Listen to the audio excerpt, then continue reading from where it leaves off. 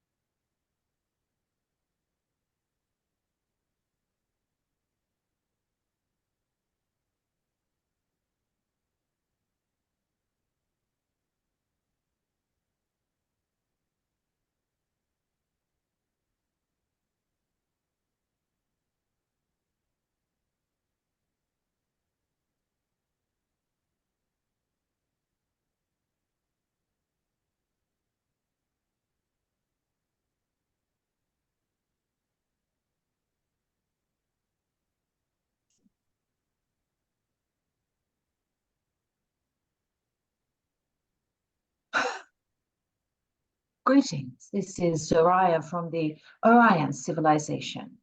We are most pleased that you have joined here today to listen to a brief transmission on belonging and longing to be.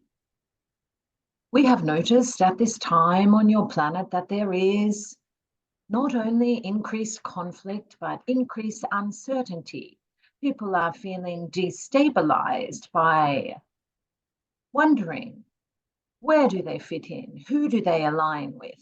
They are looking at comrades, colleagues, families, co-conspirators, and wondering if they really are of the same resonance, if they really do agree with the nature of how they perceive the world. And this causes in human beings an even greater sense of instability, because if we look back at the pattern of your behavior in various formations, on various timelines, on your earth, what has been enormously important to you is the tribal element, the community element, the sense of belonging. And what has been enormously destabilizing for you is to be left outside of the group, to have to stand against the group, to be exiled from the tribe or from the community. Essentially, this is the basis upon which religions are formed. And this is undergirded by a feeling of not actually knowing that you never can be apart from the whole, that you never can be outside of the whole. You belong. And the more you allow yourself to be who you are, the more you are able to feel source pulse through you, and the more you are able to recognize that everybody is a fractal of source and everybody belongs. But it is that longing to be yourself that causes you to feel that perhaps you don't belong. It is the longing to be yourself, the stifling of yourself, that you often do so that you will fit in with others. That is the cause of the uncertainty and the fear that you don't belong. We understand that it is a very normal reaction to the process that you have been through. When you came into density, the process was to separate yourself from source as much as you could, forget everything that you knew, forget that you are part of a whole and that you are a reflection of source, so that you could find your way back to your origin point, so to speak. And in your finding your way back to your origin point, the great awakening that takes place within you, the great remembering of who you really are, is extraordinary and exhilarating and has never been done before. And it is that comes with the sense that you don't belong. It is built into your DNA to drive you forward, to walk you home. But we are here to let you know that, of course, you do belong. You belong to the greatest story that has ever unfolded in galactic history. You belong with all of the other players on the stage who are taking their part in this great performance, in this great unfolding. And is that longing to be, it is that longing to be that is your clue as to how you belong. You belong by being who you really are, by being yourself. And the more you are able to push aside your fears, push aside your concerns of isolation, and stand in who you really are and be who you really are, that is when you will recognize how truly and how deeply you belong. Does this make sense?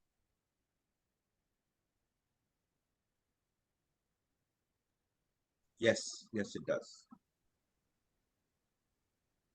Therefore, we would like to answer any questions. If you do have them, we would be happy to hear them.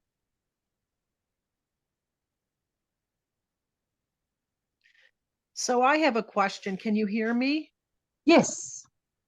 So yes, it resonates with me about wanting to find your tribe, wanting to be in a tribe. So I just kind of wanted to have you review a little bit about a belief in that someone has a tribe. Do I have a tribe? Should I be looking for a tribe? Or should I just be happy as being an independent being that's also part of the whole? Yes, well, in a sense, there you have actually answered your own question, because it is, as we sense, you already understand both. Both things are true. There is always more than one thing happening. Yes, you, the being, the personality here right now, are part of a tribe, and that tribe has radiance associated with it.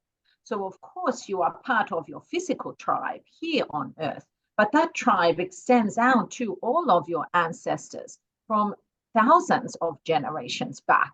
That tribe stretches out to your galactic family and your star connections. That tribe also stretches out to non-physical, interdimensional beings and your counterparts in parallel timelines. Yes, you have a tribe. And that is why you feel, when you connect with those members of your tribe, a deep resonance, a deep knowing, a recognition, and a sense of home. But that part of your tribe can only be found when you are willing to be yourself to the greatest possible extent that you can, because your tribe is found in the vibrational frequency range where you all fit. So it is in that being yourself to the most expansive extent that you can, that you will admit the vibrational frequency range, which will find resonance with your tribe, so to speak. In that, what we are saying is that, yes, you have a tribe, and yes, you have to find the courage to vibrate who you really are to find your tribe. But there is no one that is outside of the tribe of existence. That is the greatest tribe. You are all a particle of that great fabric of the universe. So in that sense, you are one tribe. Does that make sense? Yes, but I guess I have a question about more locally. I feel like I need to find people of like-mindedness with me to have interactions day to day, and I don't feel like I Yes. have found them locally for me. Yes. And in this sense, we would say on the physical level, on the very local level, it is a little bit more difficult to find a tribe in the way you would conceive of it in a material or historical sense, that you have one group of people, a community that you are born into, that you are reared with, that you become a productive member of, that you age with. That is something that was more a function of your reality on different timelines in different pasts. As you are moving into the future, you have more capabilities to connect with your tribes, not only interdimensionally, but intertechnologically speaking. You are meeting now with members of your tribe in a sense. They are not local to you, but they are in resonance with you, and they are spanned all over the planet. In that sense, it is important to be creative in how you imagine a tribe needs to look.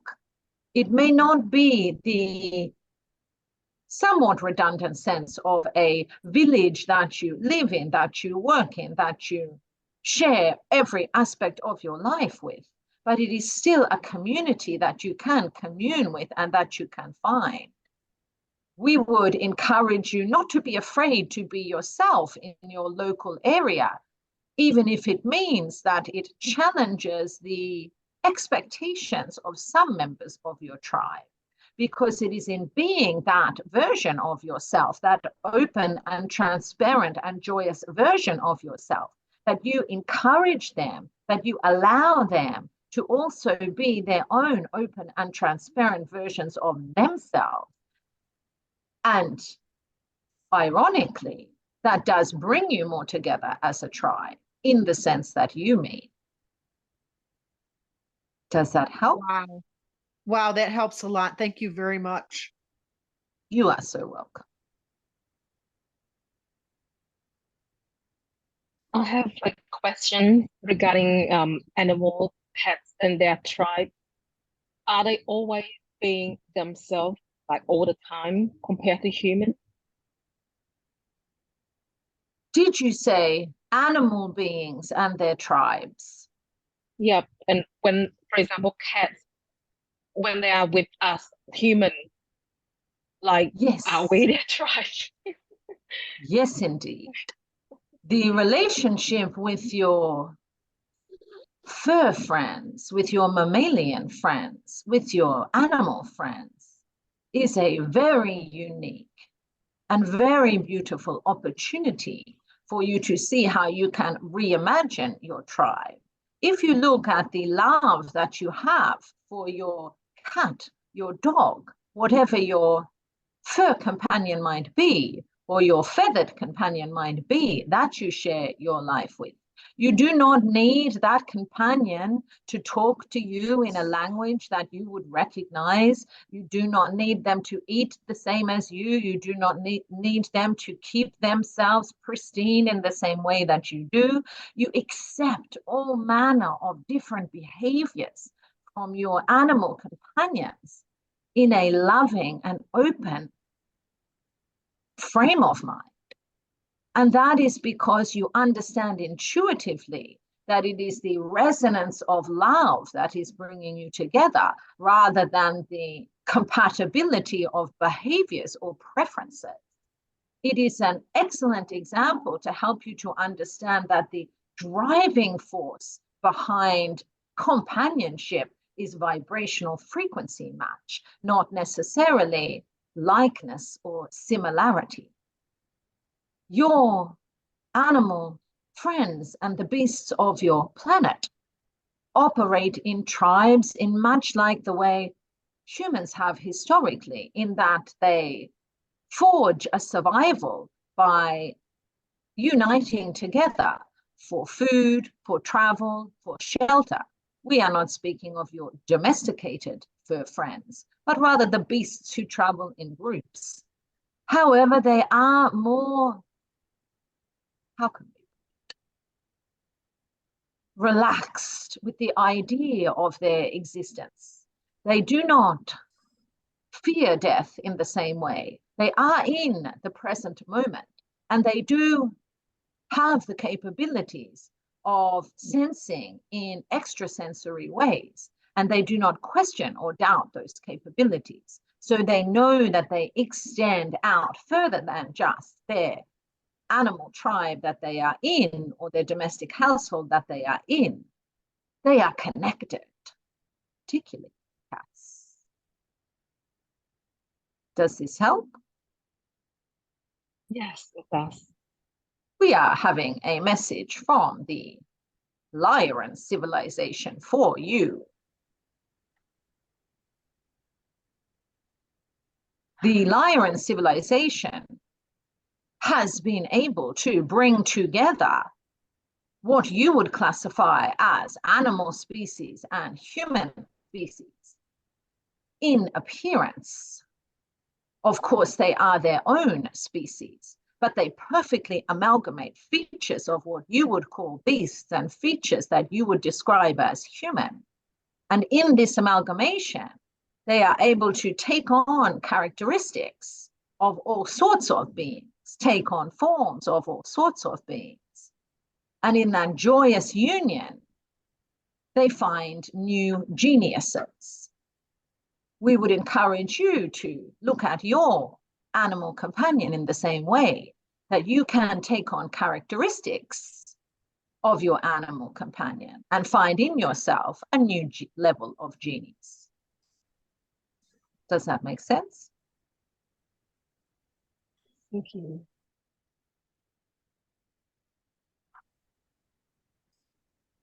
So I have a question that, how Yes. can one overcome the fear of not being accepted by others? Yes, we do see this as one of the greatest fears that permeates the human psyche, because in many historical timelines, as you would view them, you have been dependent on acceptance into the group for survival. And to be exiled from the group meant to be vanquished. And so we understand that standing outside of the group, facing contrary to the group, does cause within you a certain triggering of what we will call memories from counterpart lives that are unpleasant.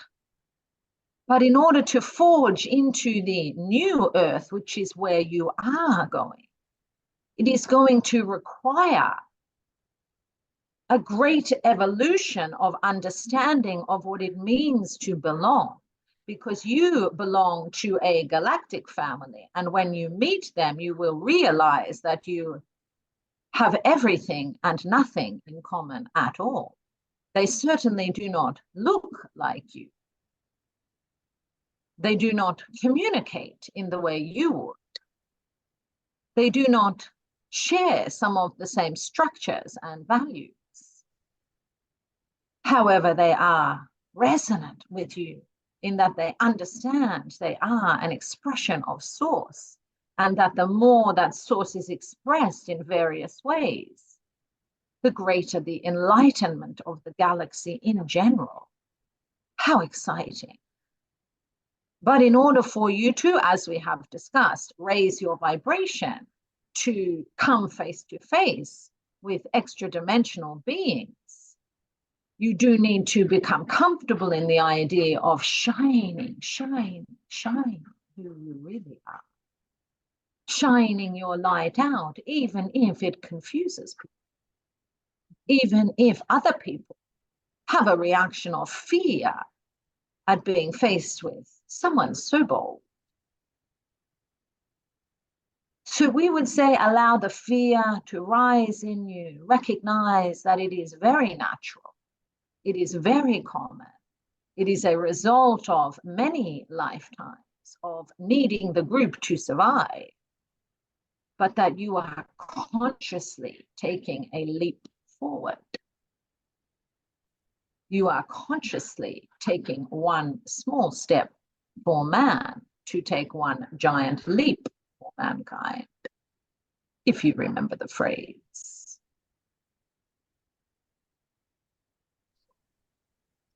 Does this help? So, yes, it does. So that brings up a question. So if you can scan my energy and let me know how many galactic families am I connected to right now? Yes. Sumia, you have strong connections with Sirius, Pleiades, Andromeda Galaxy. There is some Lyran heritage.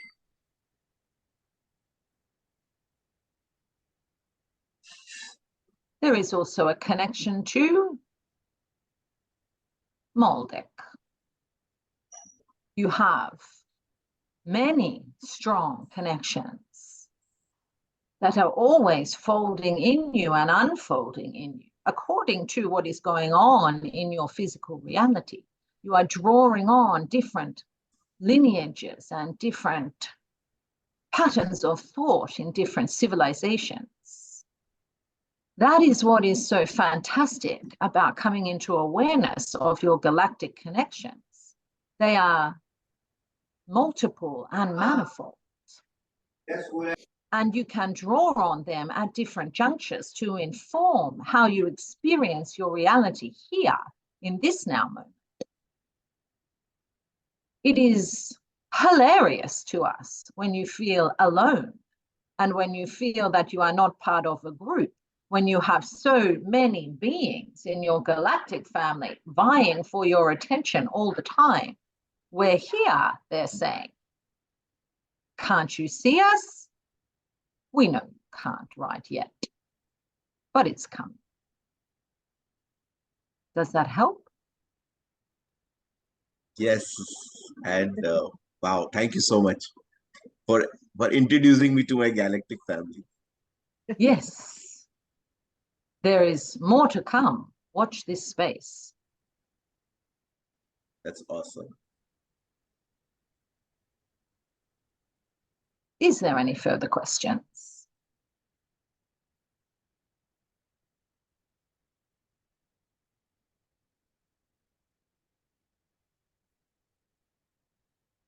If not, we will thank you for your time. We will take our leave and we bid you good day.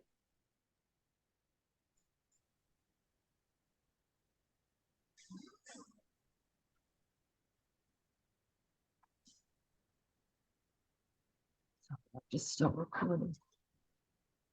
Wonderful.